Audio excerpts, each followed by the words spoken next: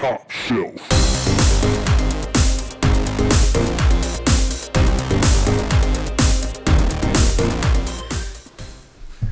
Hello and welcome to Top Shelf Board Games. I'm Hubba. And I'm Sabrina. And today we're doing a top shelf list of the benefits of board gaming. This list is the top 10 most popular responses that we got on from the followers of the board game group on Facebook. If you haven't seen them, check them out on Facebook, the board game group.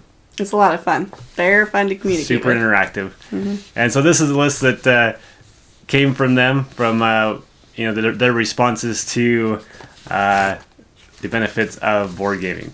So let's jump right into it with number 10. So number 10, adaptation skills. So number 10 is a good one. Adaptation skills. Every game definitely has. There's a lot that could be said about adaptation skills because every game that you play, you're adapting as you play the game. As the other players are interacting on the board, or the card game, or whatever it is you're playing, you're always adapting to the moves and the interactions with the other players. I also think you can adapt to the different styles of board games and the mechanics, right? Yeah. So it's just a bunch of different types of adapting to different people and how they play and characters and skills. Yeah. So adaptation definitely goes into board gaming. And number 9, right? Ready to go to number 9? I guess so. Okay. No money for drugs. Spend it all on board games. So obviously this one right. is more of a funny one. However, it got a lot of likes, and there is some truth to it as far as the last part of that goes. You spend it all on board games. If you are in the board gaming hobby, you spend a lot of money. So yeah, you don't have money for drugs if you're in the board gaming hobby. You won't have it. Glad it's keeping you off the streets. Or you can take it in and play. Never mind. So yeah, but I mean, if you're in the board gaming hobby, you buy games. That's what you do. Which is a good hobby to can't waste help it on. You go to the store, you leave with a game, maybe 5 games, 7 games. Who knows? You go to a store that has board games, and you're gonna leave with games. If you're in the hobby. Which is not a bad addiction. It's a good addiction. It's a healthy addiction. I think it's a healthy addiction. Right. And this list is going to tell you why. All the benefits of board gaming. So let's move on to number 8. Number 8, board game for any situation. Yeah, so that's the good thing about this hobby. Board gaming has there's a board game for any situation. There's your deep thinking heavy games, there's your space games, your cowboy games, your party games, your western, samurai games, steampunk. There's light, easy to play games. There's if you're snowed word in, games. You can play games all day and you won't be bored. Kid games, adult games. There's I was thinking of mature games. I mean, there's games for any situation, for any group of people. Family. Any type of family, friends, any interaction. There is a board game that will fit the situation or the group that you're going to try to play a game with. I know there's some people... You just have to find the game. There's some people on here that use it for work skills, to help with work coworkers and stuff. Well, and a lot of games are used for teaching in school and, entertainment. I don't want to give away too much more because it might... Go to the next one? Okay. Next one. Hold on. Yeah, okay. Moving on to... But there's a game for any situation. Yes. And that's true. There really is. And if you have any questions, ask the group and they can tell you. They have lots of comments for that. Number 7, 30 to 90 minute brain workout. It's great for your brain. So most board games usually take in that 30 to 90 minute time frame. And yeah, that's definitely pretty accurate. And depending on the type of game, like we talked about, there's lots of different types of games, but all board games, for the most part, engage your brain. You're really engaged in what you're doing. You're thinking through moves. You're pre-planning. You're talking with other people. You're interacting. You're you're using every sense of every part of your brain to You're kind of reacting figure out the game and the best way to play it and to beat your opponents, or beat the game depending on what you're playing. Well, and there's some games that depends on what type of brain workout you want. There's some ones that are really light or some that are really heavy that gives you a brain burner. Yeah. That kind of makes your head ache, but it's a good one. Yeah, I mean, people play those apps all the time on their phone that have, that track your brain progress, whatever. The board gaming does that for you. There's the light games, there's easy to play ones that don't take a lot of thought, but then there's times where you just want more. And so you can play those games that give you a little bit more bite to it, and make your brain, think a little bit more. So yeah, it's definitely a good brain workout.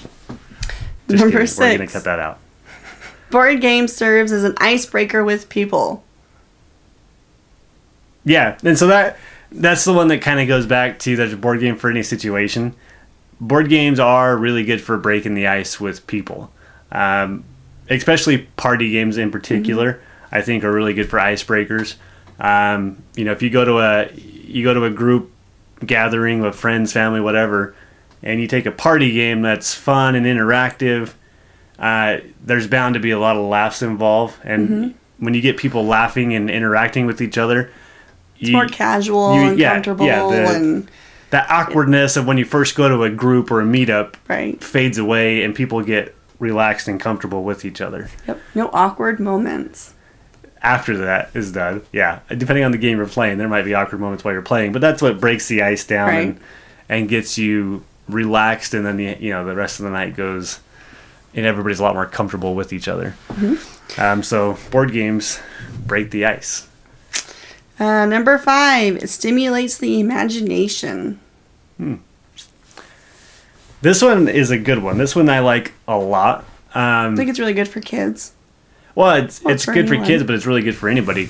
There's stimulates the imagination, and there's a lot of games that have a lot of theme that really give you a lot to go with. There's a lot of games that have really beautiful artwork. The pieces look really cool. The board is really, pleasing to look at. And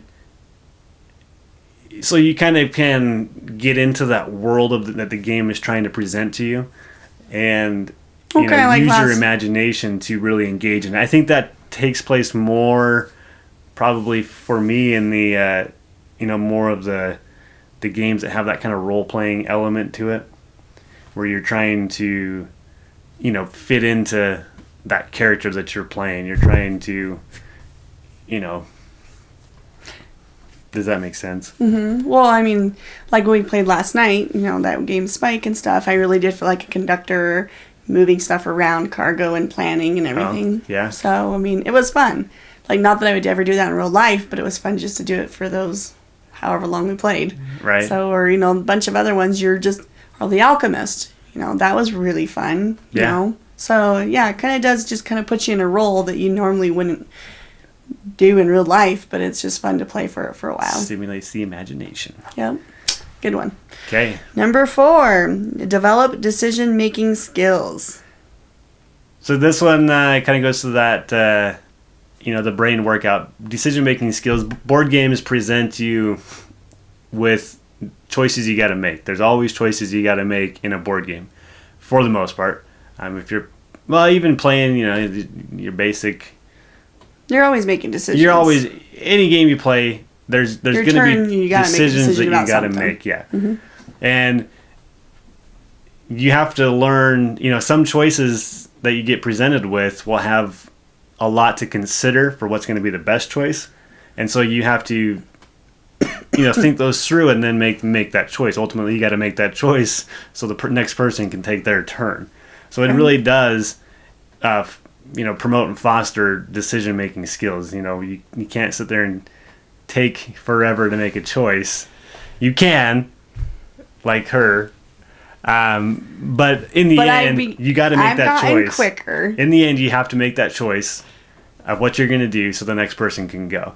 Right. And it fosters that decision-making skills. There is no I don't know what to do. I'm not going to do anything. It's no you gotta do something. You're going to do something, even if it's not the right or the best choice.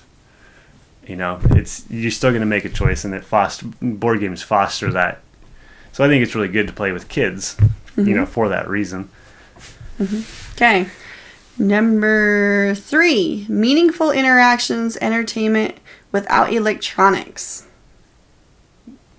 This is a big one for me. I am huge on this one because I like video games. I like, I played a lot of video games before I really found the board gaming hobby.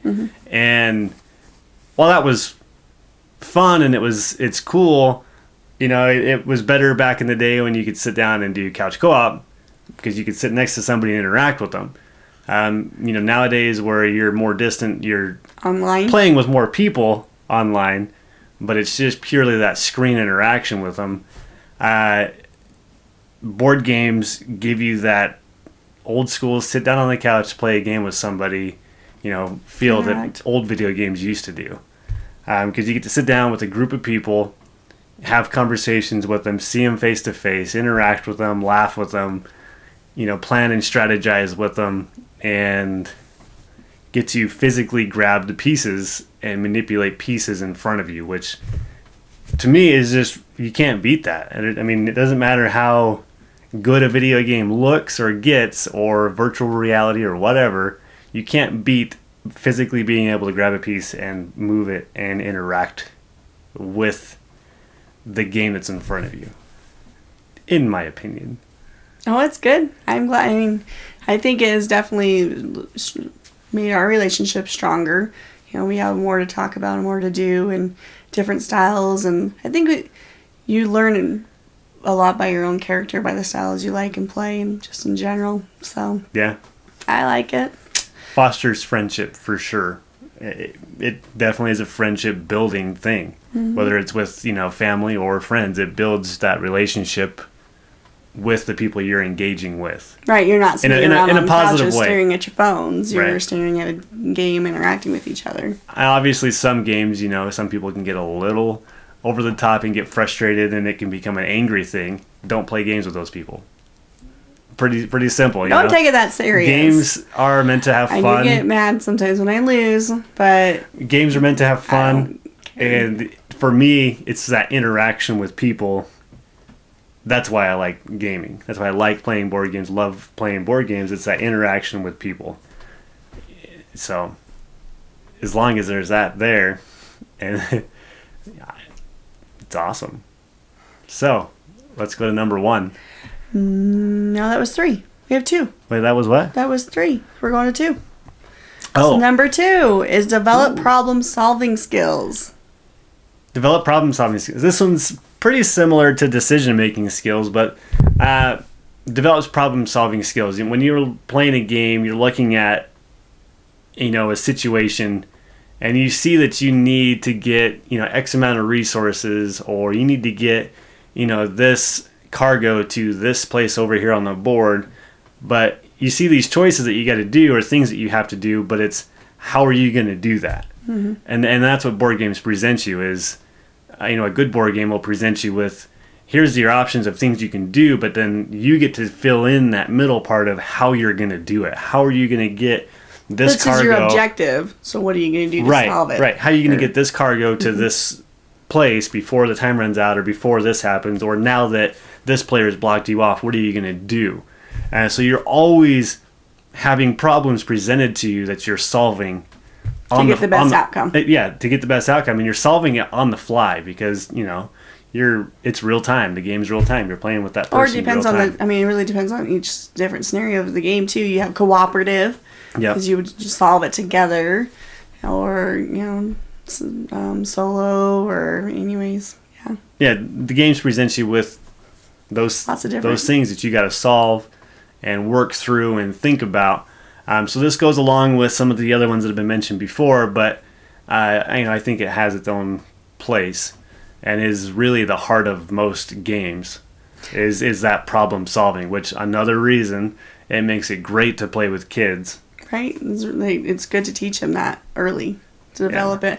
I have noticed with me personally, when we started playing games, it helped me with work. Like, I could see things differently and how things worked at work, and then I could manipulate and figure out different ways to mechanics to make it better at work. I don't know. For me, it kind of helps that way. Yeah. Because, I mean, it is basic. I mean, games are life scenarios, too. Yeah. You know, and then I kind of think about when we were doing the X, Y, and Z, like you match this and then this row. You do that in school. Yeah. Anyways, so I was like, oh, they're going to learn that in school, which they already learned in the board game. Yeah. How to read a map kind of thing. Okay, sorry. Board games are awesome.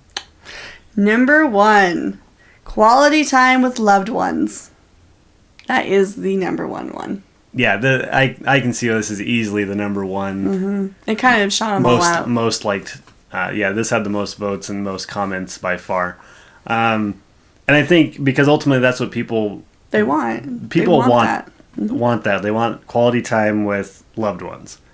And in today's digital world where everybody has their phone and it's easy to sit down and get engaged in your little cell phone playing games and ignore everybody else, it doesn't satisfy that need and want that we all have as people to want to spend quality time with those that we care about. Mm-hmm. And board games allow you to come together, look at people in the eye, and laugh and interact and tell jokes and banter back and forth and have an interaction and build that friendship, and then do all the things we've already talked about, the problem solving, decision making, and helping each other make those choices and working together to overcome those problems that a game presents. Mm-hmm. It unites people together, assuming you're not playing with that guy who or woman who gets super angry at everything that happens in a game. But